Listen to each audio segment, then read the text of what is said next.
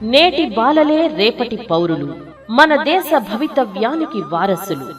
మంచి పౌరులుగా ఎదగాలంటే వారికి మంచి విద్యను అందించాలి. భారత ప్రభుత్వం ప్రతిష్టాత్మకంగా నిర్ణయించుకున్న లక్ష్యమే అందరికీ విద్య. ఈ లక్ష్య సాధనకు వారధి సారథి సర్వశిక్ష అభియాన్, అదే రాజీవ్ విద్యా మిషన్.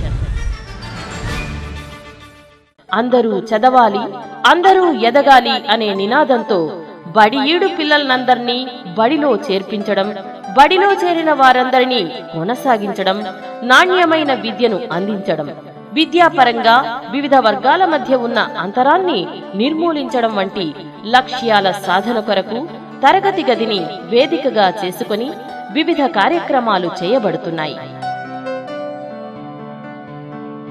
తరగతి గదిలోని బోధనాభ్యసన కార్యక్రమం కేవలం విద్యార్థికే కాక అతనితో పాటు ఉపాధ్యాయునికి, విద్యార్థి యొక్క తల్లిదండ్రులకు, సమాజానికి, వీరందరి క్రియాశీలతకు, నీతి నియమాలకు, నిబద్ధతకు, రాజ్యాంగ లక్ష్యాలకు, బుద్ధి కుశలతకు, సృజనాత్మకతకు, తద్వారా ఒక మంచి సమాజ నిర్మాణంలో భాగస్వామి కాగల విద్యార్థిని తీర్చిదిద్దగల సకల సామర్థ్యాలను అందించగలుగుతోంది.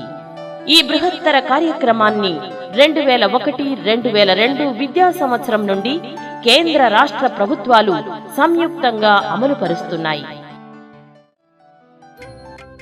కార్యక్రమాల వివరాల్లోకి వెళితే, ప్రతి ఆవాస ప్రాంతానికి 1 కిలోమీటర్ దూరంలో ప్రాథమిక పాఠశాల ఏర్పాటు చేయడం, ప్రతి ప్రాథమిక పాఠశాలలో 40 మంది విద్యార్థులకు ఒకరు చొప్పున కనీసం 2 ఉపాధ్యాయులను నియమించడం, ప్రాథమికోన్నత పాఠశాలల్లో అయితే తరగతికి 1 ఉపాధ్యాయుడిని నియమించడం, ప్రాథమిక విద్య పూర్తి చేసిన పిల్లలందరికీ 3 కిలోమీటర్ల లోపల 1 ప్రాథమికోన్నత పాఠశాలను ఏర్పాటు చేయడం, ప్రతి ప్రాథమిక పాఠశాలకు కనీసం వరండాతో కూడిన 2 తరగతి గదులు సమకూర్చడం, పిల్లలు ఎక్కువగా ఉన్నట్లయితే ప్రతి ఉపాధ్యాయునికి 1 తరగతి గదిని ఏర్పాటు చేయడం, పాఠశాలలకు మరుగుదొడ్లు, త్రాగునీటి వసతి, ప్రహరీ గోడ, విద్యుత్తు వంటి కనీస సదుపాయాలు కల్పించడం, ప్రతి పాఠశాలకు భవన నిర్వహణ, రిపేర్ల కొరకు నిధుల సౌకర్యం కల్పించడం, మండల రిసోర్సు కేంద్రాలు, పాఠశాల సముదాయాలను ఏర్పరిచి వాటి నిర్వహణకు నిధులు సమకూర్చడం, బడి బయట పిల్లలను బళ్ళోకి తీసుకురావడానికి వయసుల వారీగా రెసిడెన్షియల్, నాన్ రెసిడెన్షియల్ ప్రత్యేక శిక్షణా కేంద్రాలను నిర్వహించడం, 1 నుండి 8వ తరగతి వరకు గల విద్యార్థులందరికీ ఏడాదికి 2 జతల చొప్పున యూనిఫామ్స్ ఇవ్వడం, ప్రాథమికోన్నత పాఠశాలల్లో పనిచేస్తున్న ఉపాధ్యాయులందరికీ ప్రతి సంవత్సరం వృత్యంతర శిక్షణ ఇవ్వడం, అలాగే ప్రతి సంవత్సరం పాఠశాల యాజమాన్య కమిటీ సభ్యులకు శిక్షణ ఇవ్వడం, ప్రత్యేక అవసరాలు గల పిల్లల విద్య కొరకు ప్రత్యేక కార్యక్రమాలు నిర్వహించడం, వివిధ స్థాయిల్లో పరిశోధన మరియు పర్యవేక్షణ ద్వారా కార్యక్రమాన్ని బలోపేతం చేయడం, బాలికల విద్య, పూర్వ ప్రాథమిక విద్య, ఎస్సీ, ఎస్టీ, మైనారిటీ బాలల విద్య, కంప్యూటర్ విద్య మరియు పట్టణ ప్రాంత అణగారిన పిల్లల విద్య కొరకు వినూత్న కార్యక్రమాలు చేపట్టడం. మన జిల్లాలో, మన రాష్ట్రంలో ఏ ఒక్క బడిఈడు పిల్లవాడు కూడా బయట ఉండకూడదని నిర్ణయించి ఆ కార్యక్రమాన్ని పూర్తి చేస్తామని, ఈ రాష్ట్రంలో ప్రత్యేక అవసరాలు గల పిల్లలకి ఎంత కష్టమైనా సరే మీరు ఇచ్చిన ప్రోత్సాహంతో వారి చదువుతో పాటుగా ఎయిడ్స్ అండ్ అప్లయన్సెస్ కూడా సరఫరా చేస్తామని, మన రాష్ట్రంలోనే 355 గర్ల్స్ హాస్టల్స్, ఒక్కొక్క గర్ల్స్ హాస్టల్ 1,28,00,000 ఖర్చు పెట్టి మనం చేయటం జరుగుతూ ఉంది. అదేవిధంగా 13,000 క్లాస్ రూమ్స్ మనం పూర్తి చేసుకోగలిగాం. అడిషనల్ క్లాస్ రూమ్స్కి ఫౌండేషన్స్ వేస్తున్నాం. అదొక 700 కోట్ల రూపాయలు మనకు ఖర్చు అవుతుంది. కాంపౌండ్ వాల్స్కి ఒక 30-40 కోట్ల రూపాయలు మనం పెట్టడం జరుగుతూ ఉంది అంచెలంచెలుగా ఇవన్నీ పూర్తి చేసేదానికి. ఒక 55,000 టాయిలెట్స్ స్కూల్స్లో ఇబ్బంది ఉంది పిల్లలకు, బాత్రూమ్స్ కని పూర్తి చేసేదానికి అన్ని కూడా చర్యలు తీసుకోవటం జరుగుతూ ఉంది. ఆడపాప కానీ అబ్బాయి కానీ వాళ్ళు గొర్రెల కాడుకో లేక ఆవుల కాడుకో పొలాల కూడా కాడుకో పంపించేదానికి లేదు. అటువంటి పరిస్థితి ఉండకూడదు. వారు కేవలం బడికి పంపివ్వాలి. బడికి పంపీకన్నా ఉంటే చట్టరీత్యా పిల్లలకు మీరు అన్యాయం చేస్తున్నారు. దానివల్ల చట్టరీత్యా కేసు కూడా అయ్యే పరిస్థితి ఉంది. ఆర్ట్స్ అండ్ క్రాఫ్ట్స్ కూడా స్కూల్స్లో ఆర్ట్స్ అండ్ క్రాఫ్ట్స్ కూడా మీకు నేర్పించేదానికి మీకు పిల్లలకు వాటిలో కూడా రిక్రూట్మెంట్ చేయటం జరుగుతుంది.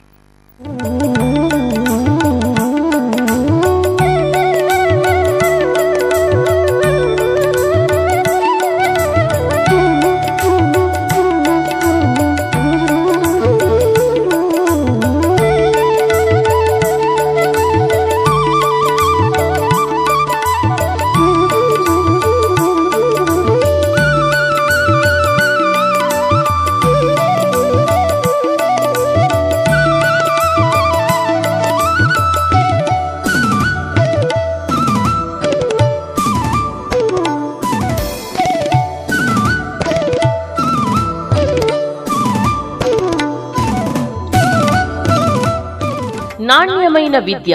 బడిలో చేరిన బాలలందరికీ నాణ్యమైన విద్యను అందించడం రాజీవ్ విద్యా మిషన్ లక్ష్యాలలో అత్యంత ముఖ్యమైనది. దీనికోసం మారుతున్న విద్యా ప్రణాళిక లక్ష్యాలపై, పాఠ్యాంశాలపై, బోధనా పద్ధతులపై అవగాహన కలిగి ఉండడం కోసం ఎప్పటికప్పుడు ఉపాధ్యాయులకు వృత్యంతర శిక్షణలు ఏర్పాటు చేస్తుంది.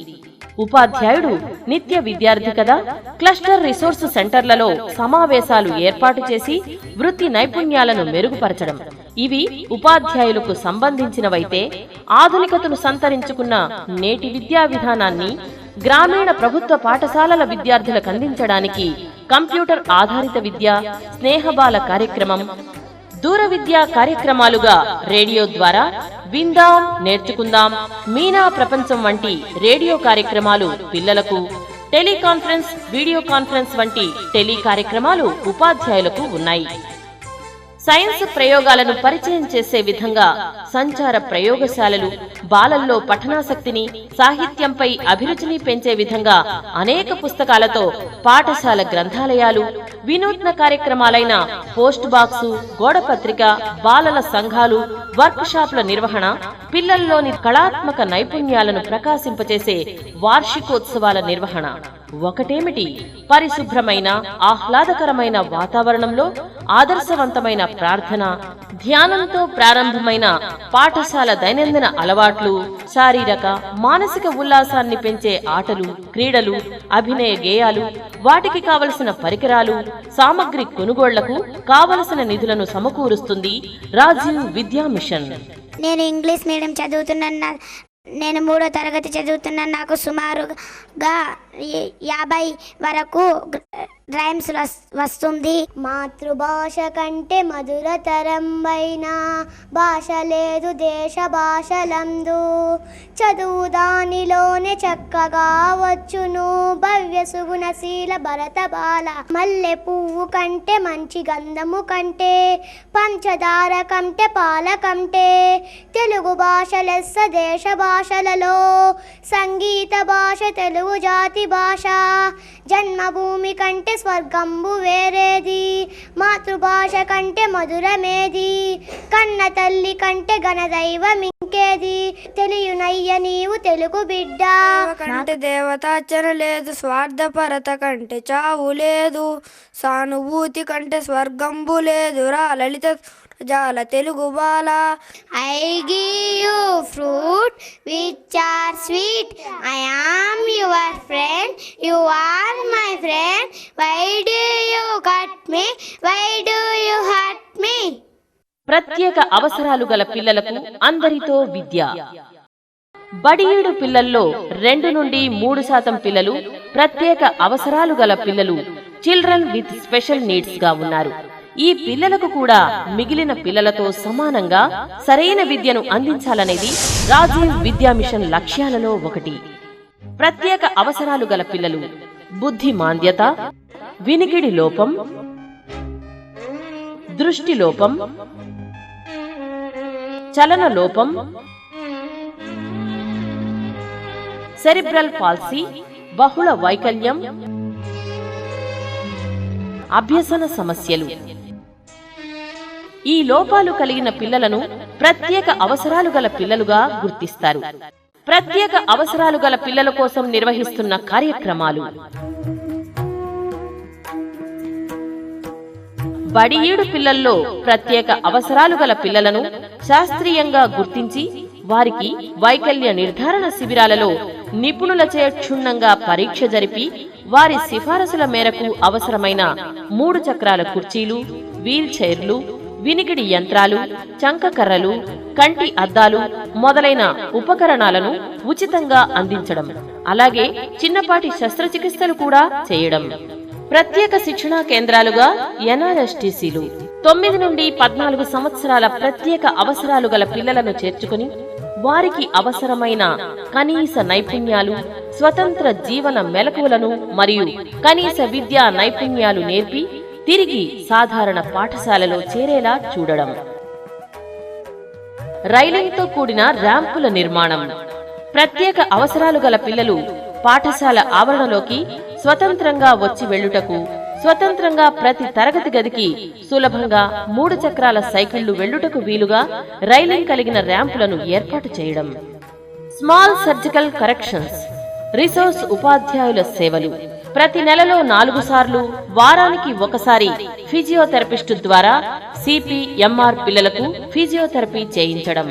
ప్రతి నెలలో 2 సార్లు ఆడియాలజిస్టుల ద్వారా వినికిడి లోపం గల వారికి స్పీచ్ థెరపీ సేవలు అందించడం. ఇంటి వద్దనే విద్య. తీవ్ర లోపం మరియు అతి తీవ్ర లోపం గల పిల్లలకు మినహాయింపు లేకుండా వారికి కూడా అందరికీ విద్యలో భాగంగా ఇంటి వద్దనే విద్యను అందించడం జరుగుతున్నది. వీరికి స్వతంత్ర జీవన మెలకువలు, స్పీచ్ థెరపీ, ఫిజియోథెరపీ, బ్రెయిలీలో చదవడం, రాయడం వంటి సేవలను అందిస్తున్నారు.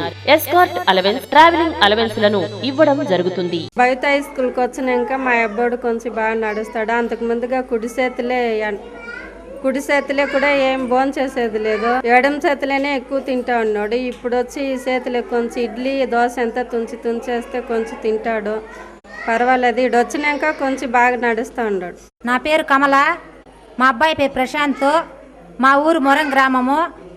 మా అబ్బాయికి ఈ లెఫ్ట్ సైడ్ అంతా మొత్తం వీక్గా ఉండింది, మాటలు కూడా రావు, కాలు చెయ్యి. ఇక్కడ వస్తా ఉన్నప్పుడు కాలు సమంగా నడిచేది లేదు. ఇక్కడ వచ్చి ఫిజియోథెరపీ వాళ్ళు ఆపరేషన్ చేయించుకోవాలని చెప్పినారు. ఇప్పుడు ఆపరేషన్ చేయించుకొచ్చినాక కాలు బాగా నడుస్తాడు, పాదం బాగా చక్కగా పెడతాడు. ఈ చెయ్యి కూడా సమంగా ఏమీ పట్టలేడు, ఇట్లే ఉండింది. ఇప్పుడు బాగా చక్కగా పెట్టుకుంటాడు ఫిజియోథెరపీ చేయించిన తర్వాత. 1 సంవత్సరం ముందు ఈ చెయ్యి ముడుచుకొని ఉండిపోయింది, ఏ పని చేయలేకపోతున్నాను. ఇక్కడ వచ్చి ఎక్సర్సైజ్ చేస్తున్నాను 1 సంవత్సరం నుంచి.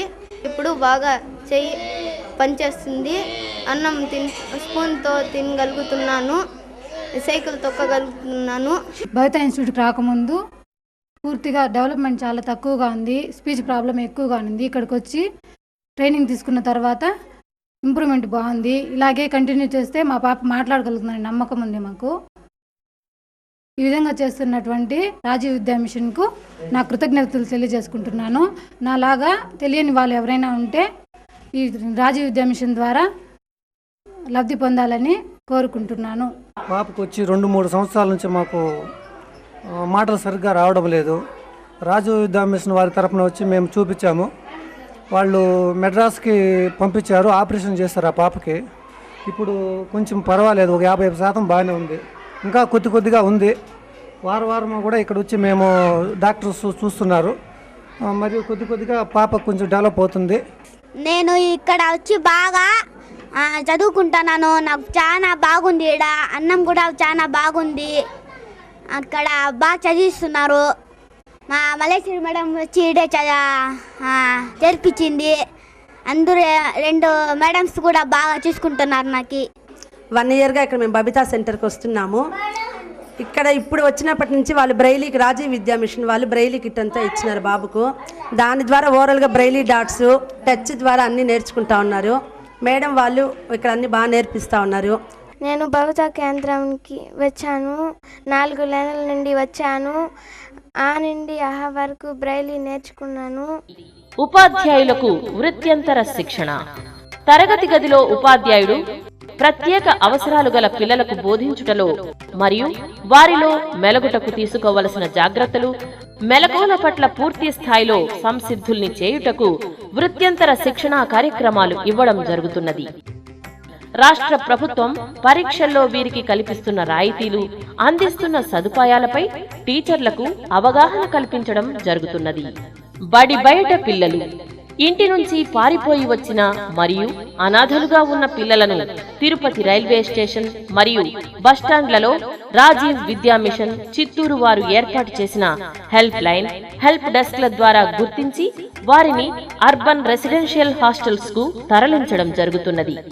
దీర్ఘకాలము బడిమాని వేసిన 250 మంది బడి బయట పిల్లలను గుర్తించి ప్రత్యేక శిక్షణ ఇవ్వడానికి జిల్లాలో నివాస ప్రత్యేక శిక్షణా కేంద్రములను ఏర్పాటు చేసింది రాజీవ్ విద్యా మిషన్. జిల్లాలో బడి బయట పిల్లలు అత్యధికముగా ఉన్న మదనపల్లి, కేవీపల్లి, కోట, గుడుపల్లి, శ్రీకాళహస్తి మండలాల యందు ఏర్పాటు చేసి ఒక్కొక్క కేంద్రం నందు 50 మంది పిల్లలకు ప్రత్యేక శిక్షణను ఏర్పాటు చేసింది.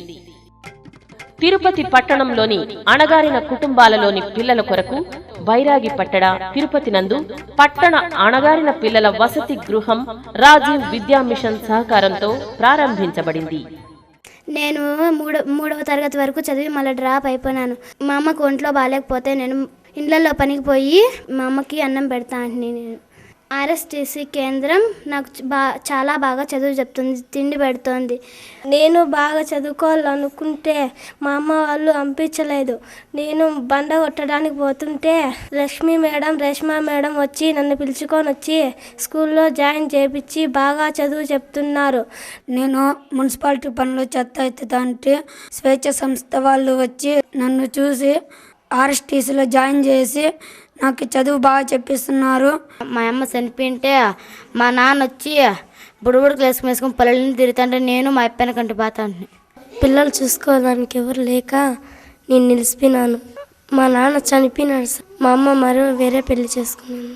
టాటర్ తోలుకుంటాను. నేను మమ్మల్ని ఇక్కడికి తీసుకొచ్చి బాగా చదివించి మంచి ఫుడ్ పెట్టి బట్టలు ఇచ్చి రోజు బాగా చూసుకుంటున్నారు. నేను బాగా చదువుకొని పోలీసు కావాలని అనుకుంటున్నాను. బాలికల విద్య. బాలికలలో విద్యాపరంగా ఉన్న అంతరాలను తగ్గించి బాలికలకు బాలురతో సమాన విద్యావకాశాలను కల్పించే లక్ష్యంగా స్థాపింపబడిన కస్తూరిబా గాంధీ బాలికా విద్యాలయాలు జిల్లా వ్యాప్తంగా 20 KGBVలు పురోగమిస్తున్నాయి. బడి బయటి బాలికలు కనీసం 10వ తరగతి వరకు చదువుకోవాలి. బాలికల విద్య పట్ల సమాజ సానుకూల దృక్పథం, ఆడ మగ పిల్లల మధ్య చదువు విషయంలో ఉండే వివక్షత రూపుమాపడం, బాలికల చదువు మధ్యలో ఆగిపోకుండా కొనసాగించడం ఈ KGBVల లక్ష్యం. ప్రాథమిక విద్యను పూర్తి చేసి డ్రాప్ అవుట్ గా మారిన ఎస్సీ, ఎస్టీ, బీసీల బాలికలకు 25% మరియు దారిద్ర్య రేఖకు దిగువన గల బాలికలకు 25%, బడి మానేసిన కౌమార బాలికలకు KGBVలు ప్రాధాన్యతనిస్తున్నాయి. పూర్తి రెసిడెన్షియల్ పాఠశాలలుగా నిర్వహింపబడే ఈ KGBVల్లో చదువులో వెనుకబడిన బాలికలకు రెమెడియల్ తరగతులు, దుస్తులు, పుస్తకాలతో పాటు ప్రతిదీ ఉచితంగా పంపిణీ చేయడం లాంటి వసతులు, వనరులు అందిస్తున్నాయి.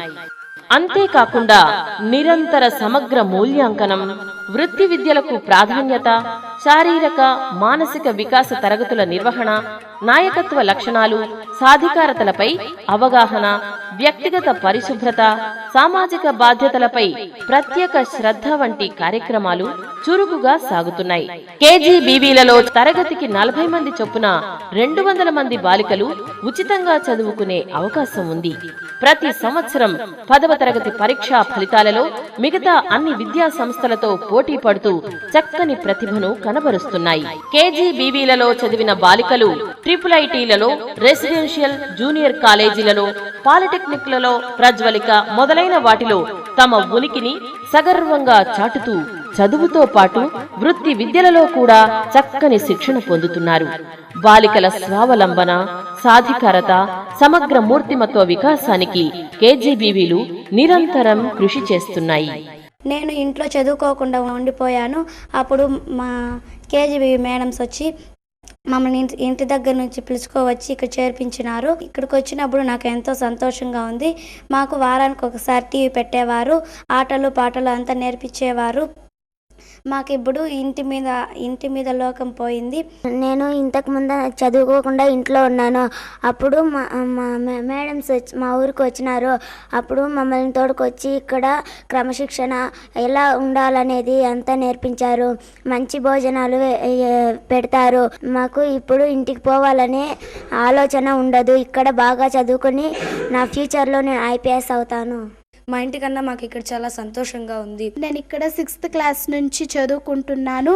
నాకు ఇక్కడ అన్ని సౌకర్యాలు బాగున్నాయి. నాకు మా తల్లిదండ్రులు బెంగళూరులో ఉండడం వలన నాకు ఎలాంటి సౌకర్యం లేదు. కావున మా HM మేడం గారు వచ్చి మమ్మల్ని తీసుకొచ్చి ఇక్కడ బాగా చదివిస్తున్నారు. మాకు ఏదైనా జబ్బు వస్తే కూడా మా నర్స్ మేడం బాగా చూసుకుంటారు. చిన్నప్పుడే మా తల్లిదండ్రులు ఇద్దరు మరణించడం వలన నేను మా మామ దగ్గర నుండి చదువుకుంటున్నాను. కొన్ని ఆర్థిక కారణాల వలన 3వ తరగతిలో నిలిచిపోయాను. తర్వాత నన్ను 5వ తరగతికి కొంతమంది పాఠశాల ఉపాధ్యాయుల సహకారంతో ఈ KGB పాఠశాలలో చేరాను. అంతకుముందు నేను ఇంటి దగ్గర నిలిచిపోయి మా తమ్ముడిని చూసుకొని ఉండేదాన్ని. మా డాడీకి రాయచోటి దగ్గర భారీ యాక్సిడెంట్ కావడం వల్ల కావున మా నాన్న నన్ను చదువుని కన్నా ఆపివేశాడు. KGB టీచర్లు వచ్చి మా డాడీని ఎంతో ఒప్పించి నన్ను ఇక్కడికి తీసుకొచ్చారు. ఇప్పుడు నేను బాగా చదువుకోగలుగుతున్నాను. క్లాస్లో ఫస్ట్ వస్తున్నాను. అన్ని కాంపిటీషన్స్లో పాల్గొంటున్నాను. గేమ్స్లో కూడా బాగా రాణిస్తున్నాను. పాఠశాల యాజమాన్య కమిటీలు. విద్యా హక్కు చట్టం 2009 సెక్షన్ 21 అమలులో భాగంగా పాఠశాల నిర్వహణ యాజమాన్యాలను చూసుకోవడానికి పాఠశాల స్థాయిలో ఏర్పాటు చేసిన కమిటీని పాఠశాల యాజమాన్య కమిటీ అంటాము.